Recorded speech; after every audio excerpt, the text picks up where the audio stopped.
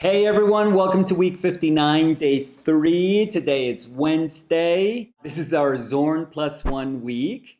And you guys have probably noticed, but the color that we're inviting, the pigment that we're inviting to the Zorn palette is Bismuth Yellow. So we'll see how we do today. Okay, let's get started. This is day 3. This is our third day on our Zorn plus 1 week. And I think we've had a really cool week. What we've been trying to do during this week is to introduce a color. And it has to be a meaningful introduction. And the way we've tried to make this work is by not corralling the use of that color. You know, it is going to be this color that we've introduced into our Zorn palette, this Bismuth Yellow, is not going to be subjected to a specific area of the painting. It is going to make an appearance in a very particular instance of the painting, but we still have to try to make it feel as if it's part of the palette. So it's not about segmenting that color. It's not about saying, okay, this color is going to represent this area of the painting. It's only going to be used to model these particular objects, and that's about it. No, it has to, in some way, feel like it's being affected by the wholeness of the painting. Even though it may feel like a bullseye, and I think today's effort, it's going to definitely feel like a bullseye. Even though that's going to almost inevitably happen, we have to be conscious that it also has to feel like it's part of the painting. That's something that I think I've always struggled with. You know, I've always struggled with the idea of having something that feels foreign to the painting, this accent of dissonance in the painting. But how do you make that work? How do you almost forcefully introduce something into a painting, but then hope that it harmonizes with everything? If its nature is one of dissonance, how can it reach harmony with the rest of the elements of the painting? The very concept of it feeling foreign to the painting means that there is going to be stridency, that there is going to be a disconnect between this newfound color and the rest of the painting. And I think the challenge during this week and the risk, you know, I mentioned this on Monday, that we have to take on is the fact that we have to bear the responsibility to be ingenious enough so that this color feels like it's an integral part of the painting. Now, if you really think about it, the work that we're doing is not so tough. I mean, this is a strange color to bring to the painting, but it could be stranger.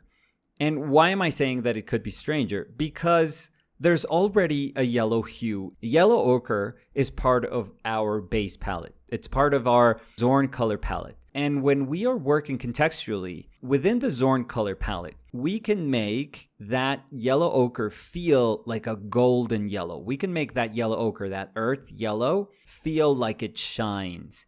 You know, again, this is contextually, this is all relative to the painting. If we were to compare the yellows that we can achieve through a Zorn color palette with yellows in a Van Gogh painting, well, obviously, the Zorn palette painting is going to look like it's dead. You know, that's simply the truth.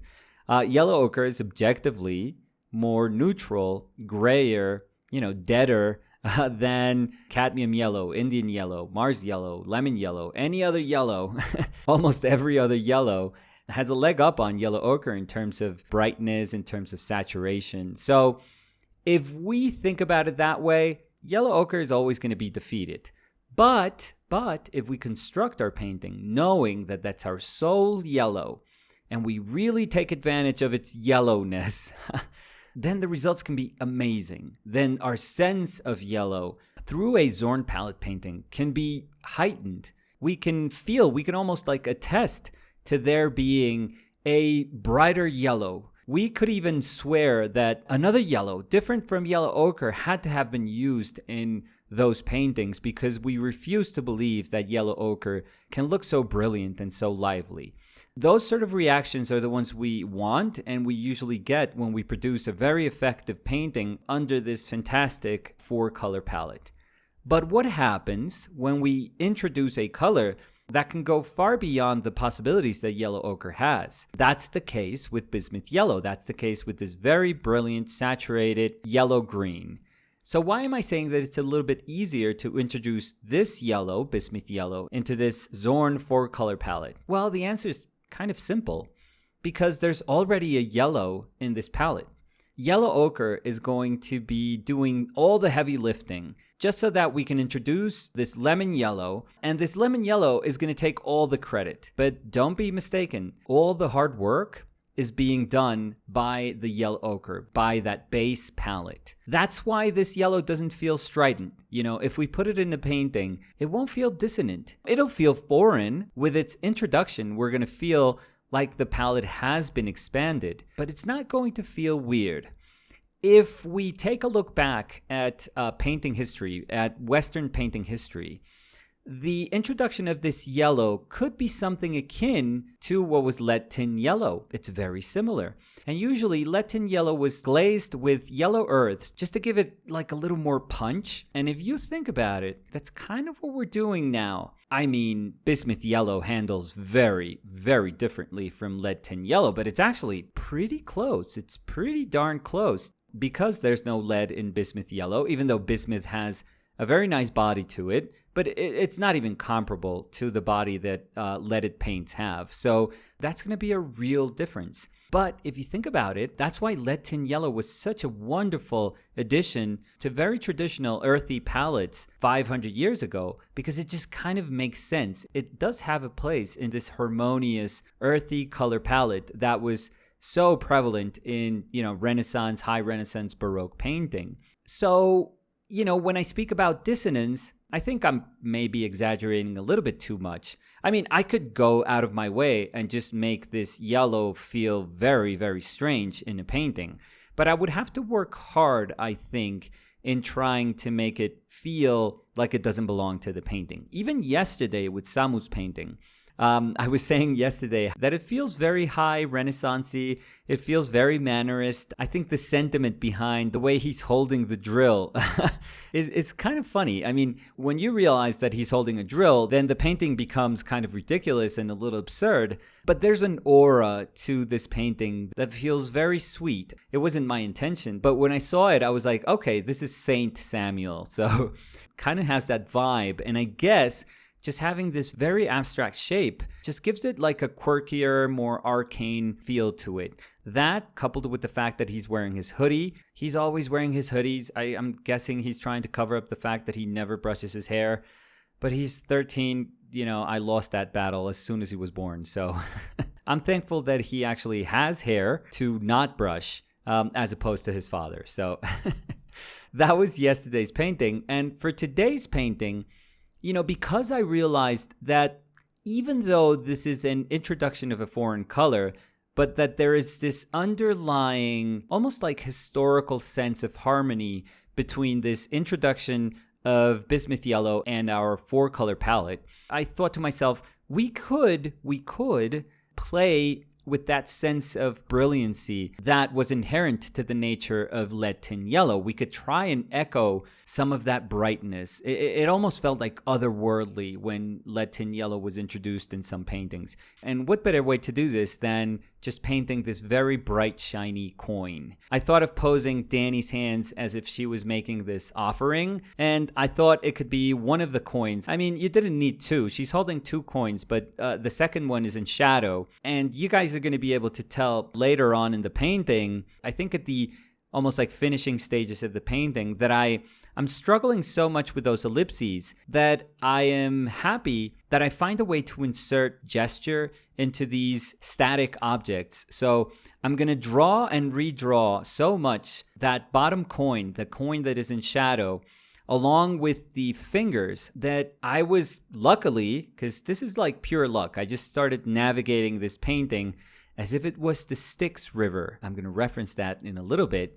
I was able to improvise and navigate this painting in a way where there's this subtle sense of tremor, this trembling in these hands that once again are presenting, they're offering these coins to somebody, to something. And because I like Greek mythology, and obviously because I recently finished Hades, the video game, which is a brilliant game, by the way, I thought that these coins could be the offering to Charon. Now, you only had to offer 1 coin to Charon. That's why when you died, they only had to place 1 coin in your mouth. That coin was for Charon so that he could carry you across the river Styx or Acheron and he could take you to Hades. So technically, you only needed one of these coins. And yes, Danny's holding two, but one of them's in shadow. And that one coin that's catching all the light, that's reflecting all that beautiful light, is providing me with the perfect pretext to paint this silvery and golden light mixed together. And like I said, that's going to be the aspect that we're going to try to push now that we have Bismuth Yellow available to us. So Bismuth Yellow today is not really going to be used like yesterday, where we were, definitely looking at the saturation, the chroma that is inherent to Bismuth Yellow. I think yesterday, by mixing it with a tiny bit of cad red, we were able to get some really nice, almost like cadmium-y yellows and yellow oranges. But today I think we're going to really use the brightness of that yellow. We're going to put it to the test, and we're going to mix it with titanium white to try and achieve that sense of this coin being necessary, this coin being indispensable for this trip. Now, the funny thing about this coin, and I think it ties very nicely to the underlying sentiment of our past paintings, is the fact that the coins that were used at that time, which were the obolus and the danike, I probably said both of those things wrong, they really didn't have any value. They weren't precious coins. So there's something very nice about the right to this passage being something that inherently had no worldly value. So I really like that. I really like that we can paint this coin as a Charon offering, but we're also acknowledging in a way that this coin is kind of useless, because if you think about it, why would riches matter to the ferryman of Hades? It doesn't quite make sense. So it's really cool that these coins down in Hades have a different kind of value than the one that they had up above. So I thought it was really nice. I had to try and be intelligent while trying to push this yellow. That's why, in terms of color, the hands are so pink heavy. They're so kind of pink and violet heavy. Because if you think about it, if I had put a lot of yellow ochre in there, and if the yellow ochre was very evident in the hands, then I wouldn't have had available to me contrast by hues, by differences in hues. All I would have had is contrast by value. How light I could make the reflection on that coin when compared to the value that I was going to paint in the hands. But I was trying to give myself some room so that, the introduction of that yellow could pack like a real punch. So the upper part of the painting is dark. Then there's this pinkish mass that is the joining of these two hands. I really like that there's not a visible contour separating those two hands. I mean, you can tell where the two hands meet, but there's also this effort to try and present them as if they were one, as if they were whole, which I really, really liked. And I also liked the fact that the left hand, Danny's right, is being kind of modeled in a way where you can tell that this is the structure of a hand. But the right hand, Danny's left, is actually far more abstract, and that willingness to represent it as being this massive light is taking over my responsibility to have to model every single bit of that hand. So there's nothing truly specific about that palm, and only when we get to the fingers, we realize that these are hands in an offering position. So I think there's a very nice play between more naturalist moments that feel organic and then more open moments that feel somewhat abstract. So I like the rhythm of the painting. But like I said, there's the dark mass up top, then we have that pink mass, and then we have like a neutral grayish mass in the bottom.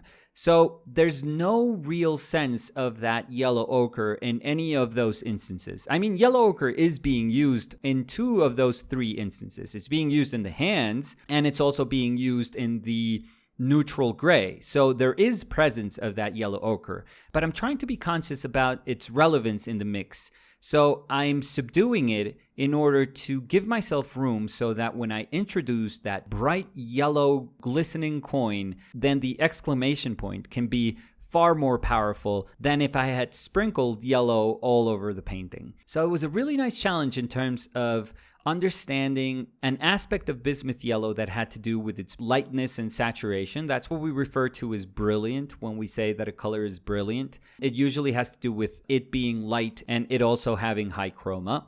if we wanted to access that, but if we also wanted to have some room and to showcase in a very different way from yesterday, its yellowness, then all the other decisions that were surrounding that bullseye, that literal bullseye in our painting, had to be controlled. We had to exercise a ton of control and try to paint intelligently. Like I mentioned, one of the things that I really liked was that because I was struggling with my drawing, and don't get me wrong, this was not premeditated. This was something that happened because I was trying to find my way through the painting. And because I was struggling with the drawing of the fingers and with the placement of that ellipses that was the second coin that was in shadow, I had to draw and redraw constantly. Draw and redraw, draw and redraw. And in my case, in my practice, when I have to do that, it means that I'm rethinking, that I'm constantly rethinking and reconsidering. And the cool thing about this is that I don't really have to land on anything. And sometimes, it doesn't happen all the time, but sometimes the accumulation of all those instances where I'm trying to solve something can add up and transform into something that works. It wasn't about finding that sole answer. It was about attempting to solve something, and suddenly, in the addition of all these attempts, of all these flawed endeavors, it was only when they came together when I realized, oh, this is enabling me to inject these hands with this expression that I hadn't even considered, but I love it. I love the fact that these offering hands have doubt in them. There's this nervous movement to them, and it makes perfect sense. So I think it was one of those moments where the struggling through a painting is the only thing that will give us access to possibilities that we had never considered. So don't ever discount what can only happen through the struggling of making a painting, because you never know. Amazing things happen that would have never been possible otherwise. So that's going to be it for today. I think it's awesome. I think this Bismuth Yellow feels right at home with the Zorn palette. It's really, really cool. I thought initially, at the start of the week, that there was going to be like a power struggle between Cad Red and Bismuth Yellow, and it was going to be tough for me to identify where I should put my accent and saturation. But I think because I'm trying to solve very specific moments of the painting, that the introduction of this Bismuth Yellow has been super smooth. And like I said on Monday, I think when we're overwhelmed by all the possibilities that open up to us when we introduce a new color to our base palette, when we're feeling like that's a little too much, if we take it slowly, then we can recognize what we can begin to do with this color. So I think this is a pretty cool week. But like I said, that's going to be it for today. Join us tomorrow where we try and put ourselves in another situation where we let Bismuth Yellow shine among this beautiful 4-color palette. So we'll see you guys tomorrow. Thank you. Bye.